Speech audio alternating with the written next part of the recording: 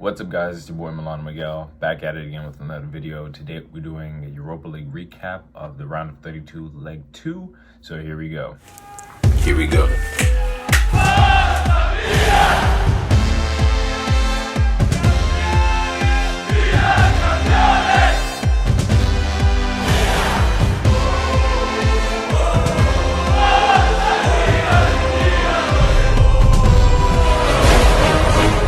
As you can see, I'm not really in my usual setting, but I love you guys and we're gonna make a video, so we're gonna make it work. So, Europa League football is back. Milan take on Red Star in the San Siro after the 2-2 draw back in Belgrade. Starting lineup as follows: Donnarumma, Calabria, Tomori, Romagnoli. Dalot gets to start against Theo Hernandez, which I think is because of the Roma game that we have on Sunday. Meite and Kessié in the double pivot. Then in the midfield we had Hakan Çalhanoğlu starting at left mid. Rade Krunic gets another opportunity, and Samu Castillejo. And then our striker is Rafael Leao. Getting into the game, a lot of questions were asked with Pioli and his starting lineup. I think it was a pretty decent starting lineup. We have to think about Roma that we have to play on Sunday, which is a huge game because Roma is right behind us in the table and we need a win.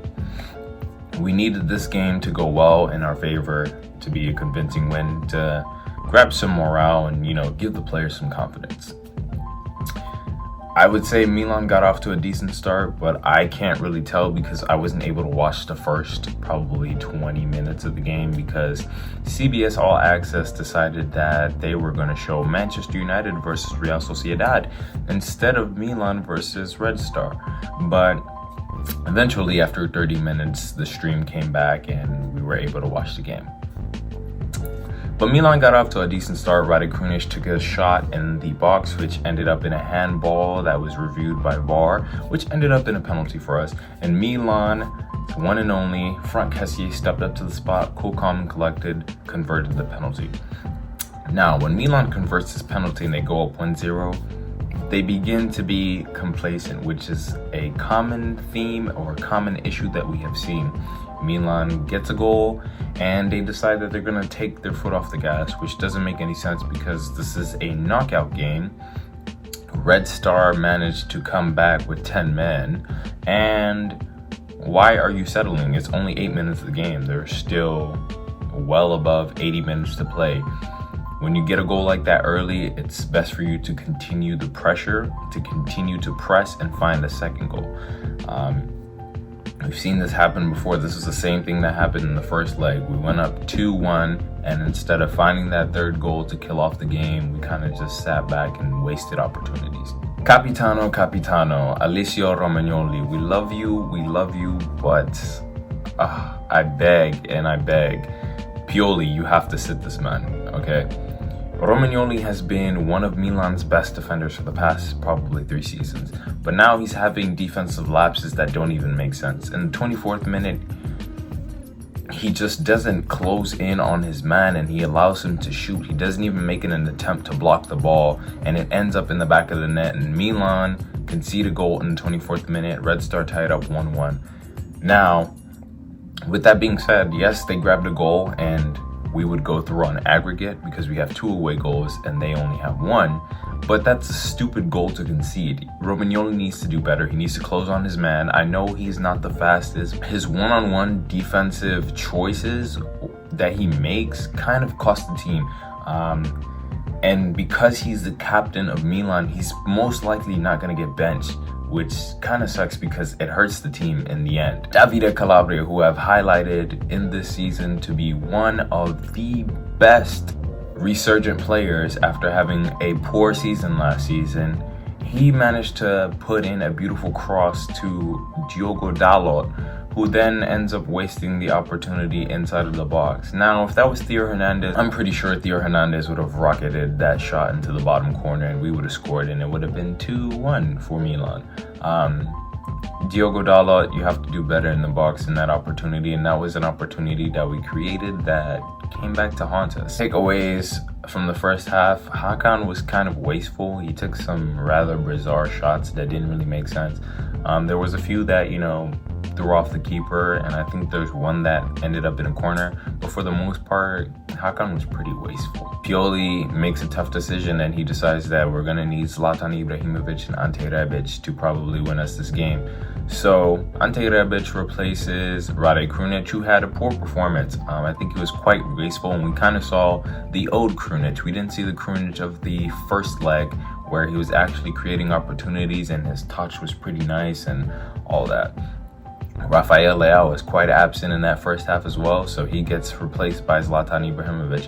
And I think these changes were the right move. We're trying to win this game, kill it off. We need to advance further into this Europa League. It gets us money, and hopefully, if we don't make top four, and that's if, because anything can happen, winning Europa League would make us automatic qualifiers into the Champions League, which is much necessary. I think when Rebic and Zlatan were implemented into this game, we looked a lot better. We created opportunities. Zlatan would try to assist Rebic with a header that was kind of like a pass to Rebic, and all Rebic had to do was get a foot to it. He didn't manage to get a foot to it, and it just went out wide. Very disappointing, but there was a little something there, so I will give that. Zlatan had a couple opportunities that were missed, a couple offsides for him and Rebic. Castillejo would come off for Salamakers. Salamakers did come on, and I think Zlatan did assist Salamakers, and Salamakers thought he scored, but that was ruled off offside, and Zlatan was offside by a foot. Gianluigi Donnarumma, probably arguably my man of the match, made a huge impressive save from Sanogo in the 68th minute that kept us into the game.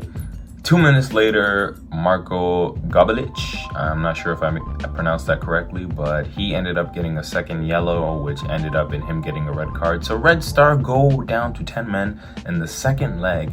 And this all seems too familiar. Milan get a man up, and you're thinking, oh, Milan has won this game, but the game is very much far from being won. And it seemed like once that red card happened, we kind of played worse. Red Star came back and they attacked. They created opportunities. We couldn't get the ball out of our half of the pitch. All too nervy. There was opportunities created by Red Star. They kept fighting. And then honestly, in the 90th minute, we gave up some corners, which was kind of crazy. But Fikayo Tomori came there and he stood in the gap. He made some blocks. He cleared the ball. But this is where karma came back to bite Red Star. So remember in the first leg where there was a foul on Castillejo, which wasn't called as a foul, which led to a corner kick, and that corner kick led to Red Star scoring the equalizer in stoppage time? Well, yeah. So Diogo Dalot tries to clear the ball, it slips, the ball goes out of bounds, and it was ruled as a corner correctly. But then the referee decides to blow the whistle, as he should. And then Red Star start to complain and this and that. But I think it's just karma, because that goal that, Red Star got in that first leg wasn't really a worthy goal. It came out of nothing. And I believe there was some investigation on that as well, but I don't know what happened. So, takeaways from the game. Our back line is pretty average. I think Dalot just, I don't know, he doesn't really work sometimes. Tomori, great. Romagnoli needs to take a seat on the bench, honestly. Romagnoli needs to take a seat on the bench, and it needs to be Tomori and Kiar. Calabria, solid. We saw Theo Hernandez come into the pitch, which was pretty nice.